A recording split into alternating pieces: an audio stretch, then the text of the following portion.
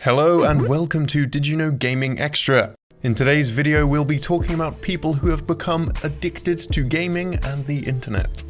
Internet cafes aren't quite as prevalent in the West compared to the East, so stories surrounding these recreational cafes are sometimes hard to appreciate. However, they are home to a number of bizarre stories, most of which come from China. A 24-year-old Chinese woman under the pseudonym Xiao Yun had been missing for 10 years and was presumed dead by both the police and her parents. With the popularity of internet cafes in the country, police will perform spot checks at the cafes to confirm no suspicious activity is being conducted.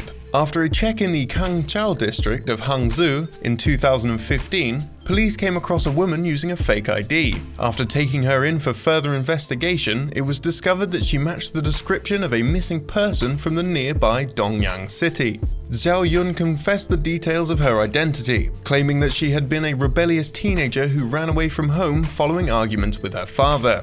Talking to Xinjiang Evening News, she stated, "I had run away from home before, and at that time when I tried to ask my dad for some money, my parents wouldn't give it to me, saying I must be lying, so I decided to run away for good." She had spent the 10 years sleeping in internet cafes and bathhouses, often relying on donations from other cafe users, whilst also working as a cashier in the cafes to earn additional income. She spent much of her time playing the online first-person shooter Crossfire, a game developed in Korea with a strong following in the region. Customers of cafes would often ask her to play for them on their behalf, helping to support her even further. This is not the only recorded case of a person spending years of their life in an internet cafe.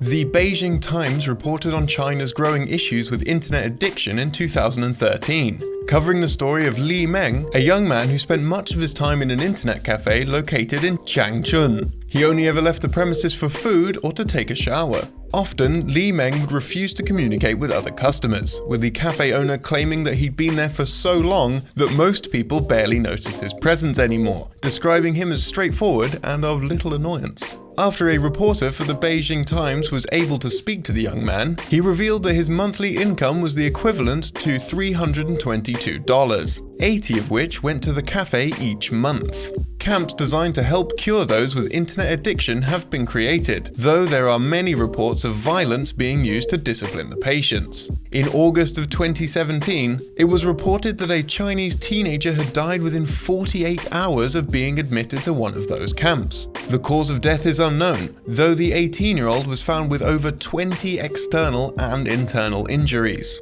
The camp involved claimed the use of gentle treatment, including psychological counseling and physical exercise, ensuring that they do not condone the use of capital punishment. Many of the rehab facilities present themselves as making use of military tactics to discipline those with the addiction, with some being known to make use of electroshock therapy, a process which was banned by the Chinese government in 2017. According to the figures provided by a camp given to Wired magazine, they claimed that as many as 80% of the youth in China struggle with the obsession, though the figure cannot be verified.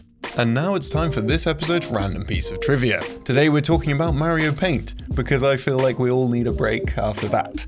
During the Mario Paint title screen, the player can mess around with the letters in the Mario Paint logo to see a variety of different gags. Clicking the letter R will play the sound of what can be assumed to be a baby laughing. However, if this sound is reversed and slowed down by around 50%, we can hear a close approximation of the original Nintendo recording. Instead of a baby laughing, we can hear a voice simply saying Nintendo.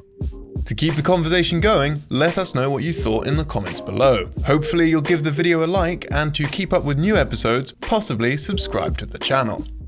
Try not to get too addicted to the internet, otherwise you might live in a cafe. I mean... Yep.